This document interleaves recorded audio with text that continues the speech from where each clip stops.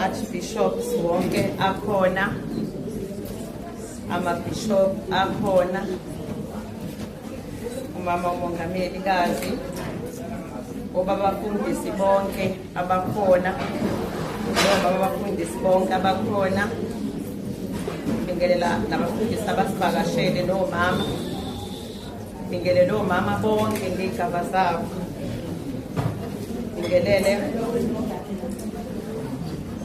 ibandla lonke ukuze ngifisa ukunqamulela abazalwane ngibeke kwi-protocol ebikade sibekiwe ngaphambili okukhethekile.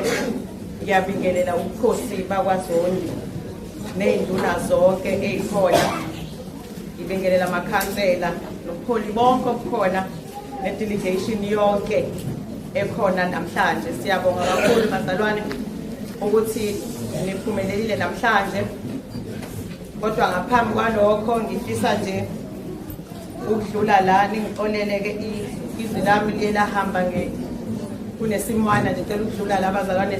Siyagcwaba namhlanje ekhaya, imindeni emibili yakamlaba, siyagcwaba eMkhambathini, siyagcwaba eNtembeni. Elanga elilodwa uma nje mhlawumbe imoya yethu ibuye ngathi iyathinteka, kodwa-ke ngesimo sokuthi-ke bekumele sibe ngapha sinaleso simo, kodwa-ke ngiyadlula nje lapho bazalwane. Bengicela nje ningilekelele kancane nje la, ngizodweba nje la ngoba sisemgubweni ngaphambi kokuthi ngenze umsebenzi engiwunikeziwe. Ngizongicela bazalwane, izilamba alisafuni kahle, selonakele umsako endikhona uzongilekelela. Anisibongiseni bo la la la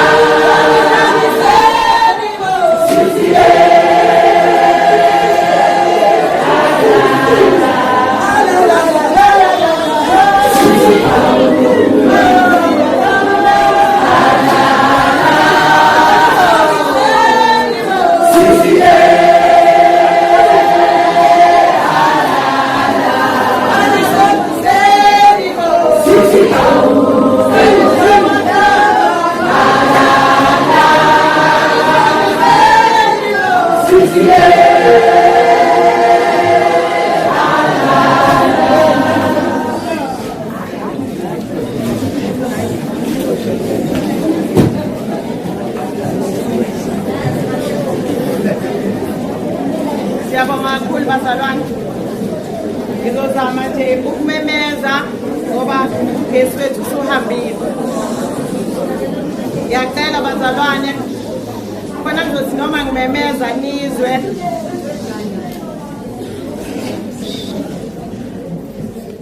Akukhona oseduze kwakho okhulumayo uthi nje. Noma mangiphakamisa isandla ngithi when you see me you say okay. Khona ngizokwazi ukuthi ngisheshise bazalwane ngenxa yokuthi isikhathi siyaxolisa nje kakhulu nasebukhosini bakwaZondi ukuthi sesibahlalisile siyaxolisa kakhulu nakwimenywa zethu. Sike sadideka izulu selina sathi ukuxova udaba bazalwane, kodwa ke akonakele lutho. Ngiyafisa ke bazalwane kuphinda futhi ngithi yonke imithetho yokuhlonipha ilandelwe. Ngiyabingelela ke nonke bazalwane kwelihle igama lenkosi yethu enguJesu Kristu. Kuyintokozo kakhulu ke bazalwane kuthina ukuthi sinamukele kulomcimbi okhethekile namhlanje wokugubha iminyaka e130 ibandla lasungulwa. Ngicabanga ukuthi ke nibonile amabhena, kukhona nomgwaqo. Abanye babona mhlawumbe baxathi umgwaqo wani lo, indlela ebesiveza ngayo le ukuthi uhambo lwaqalwa ngo1896. Nizobona ke manibonile kiba ama-point verse ukuthi from 1896 uthe makuthatha olandelayo nango kwase kuba kanjani. Yabona ama-point asho location ukuthi naku mani wabona la eminyango nizobe seniyawabona. Ubabuke wayipresenta ke nebhena la ngemumva ukuthi si-acknowledge bonke abaholi bethu asebadlula. Sikubone kufanele ke bazalwane ukuthi namhlanje ngoba ibandla lasungulwa ngomhla ka21 March, mhlambe kuhle kakhulu ukuthi namhlanje ngoba kuqondanile kwaba umhla ka21 March. Kungakuhle siugubhe lo lusuku. Ngiyafisa ke bazalwane kakhulu ukuthi nibe nathi kulomgubho. Siyaxolisa kakhulu nangesikhathi kakhulu okunye ngifisa ukuxolisa kukona mhlambe njenge-events committee ukuthi niyabona ukuthi sisaphemba bazalwane. Ikhaya lethu sisaphemba, i-lighting asikabi nayo kahle ngenxa yokuthi asikabi nawo ugesi sisawucela namanje kamakhelwane. Mhlawumbe mhlazane sibuya angazi kobe kuyimuphi umcimbi siyobe siqedile la ngoba njengoba sila sizocela ukuthi uNkulunkulu nezidalwa esezala lazisilekelele ize iphele le ndlu ngoba sesiside isikhathi. Lokhu ke nje akusiko bazalwane ukuthi sibala iminyaka nje, kodwa lokhu kufakazi komusa uNkulunkulu asenzele wona. Lokhu kuyindlela uNkulunkulu ahambe nathi wasihlinzeka kanye nokunqoba nje ohambeni lwethu esinga. Uthina lokhu sikubuka njengokunqoba. Mhlawumbe omunye umuntu angathi hawu Nkosi yami abakabikho namafastela. Thina siyawabona amafastela. Futhi thina sibona i-aluminium. Siyawabona. Sibona iminyango nje thina evulekayo ama-automatic doors lapha eminyango. Angazi ke bazalwane umbono wethu lapho ukuthi ngelinye ilanga kuyoba kuhle kakhulu. Siyafisa ke bazalwane ukuthi nje nibe nathi njengoba sesiqala le session leyo mgubho. Siyabonga kakhulu ukuthi nisihloniphile ihambeli zethu noma nifike ezindlini zodaka njengoba dengishilo, kodwa ngoba kusekhaya kumele sibe lapho. Ngicela ke bazalwane izinto nje ezimbalwa ukuthi ngidlule kuzona. Okunye engicela ukuthi bazalwane ngidlule kukona ukuthi ngidlulise umgomo wanamhlanje. Okusho ukuthi umgomo wanamhlanje umayelana nani njengoba sila sesishilo sathi sibonga ukuthi uNkulunkulu usethembekile iminyaka yaba 130. Akusona isikhathi esifishane kakhulu. Umgomo wethu ke bazalwane uzovela kuma programs uzobona ngaphandle ngasekuqaleni. Ucashunwe kumahubo 100 uverse 5. Uma ngabe uya ngasekuqaleni la iqala khona isiyalezo sokumdumisa uJehova. Noma ke kunjena siyamdumisa uJehova ukuthi usebenathi sazisala. Ngicela ukuphuthuma ke ngiye ku verse 5. Amahubo 100 uverse 5 uthi ngokuba muhle uJehova umusa wakhe umiphakade nokuthembeka kwakhe ezizukulwaneni ngezizukulwane. Uma ngabe sibuka abazalwane sibuka ukuthembeka kaNkulunkulu ngezizukulwane ngezizukulwane. Kusukela ku1896 bekungekho lula. Bekungekho lula kubona bonke omongameli bethe besinabo. Njengoba kungekho lula namanje. Namanje akukho lula. Ngiyafisa futhi bazalwane ukudlula ke kulokhu ukuthi umgomo wethu uthi ke uJehova muhle. Umusa wakhe umi phakade. Okusho ukuthi noma thina singadlula manje. Yes. Abazolandela kuthina sifisa bathathe lo mbono bagijime nawo. Silapho nje bazalwane ukuthi njengoba sithi ngezizukulwane nezizukulwane uSunday school wethu siyawufisa nezintombi zethu siyafisa zibukele zikuthathe okuhle bese zigijimisa lo mbono loyo zisho ukuthi nanku umbono ayekade nawo babumongameli ngebandla. Nanku umbono ibandla elalinawo. Nanku umbono isinode esasinawo ngoba bazalwane angidlule nakulokho ukuthi lokhu kwaba umbono wobaba bethu besinodi noma isinodi sonke esihlangene. Lolu suku namhlanje bona baliqopha ukuthi oba kuhle silungiselele. Ngiyafisa ke futhi ukudlula labazalwane bekungelula. Bekungelula neze. Ingakho ngithi kuthina lokhu kunqoba. Mhlambe ke ngabukeka ngenye indlela thina sesinqobile. Esimethembayo uyasinqobela. Silana ke bazalwane nanko ke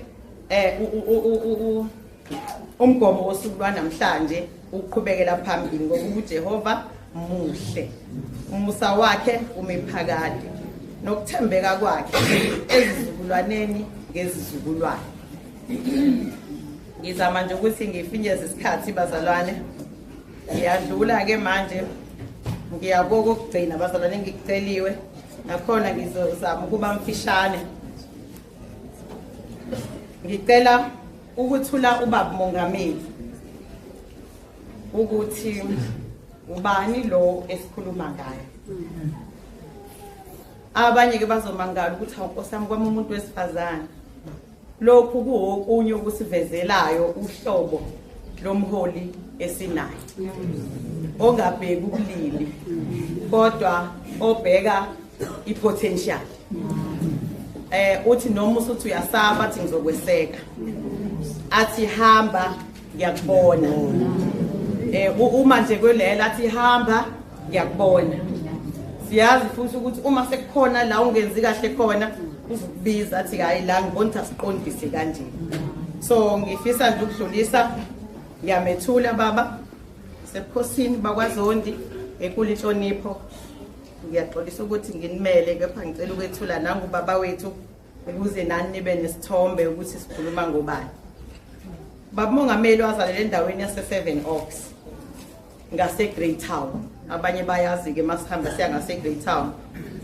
Ubaba mongameli ushadelwe bazalwane. Ushadelwe nomama wethu esimthanda kakhulu. Umama wethu uMamhlanga. Babusiswa ke bazalwane ngabantwana abane. Abafana bathathu nentombazane eyodwa kanye nabazukulu ababili.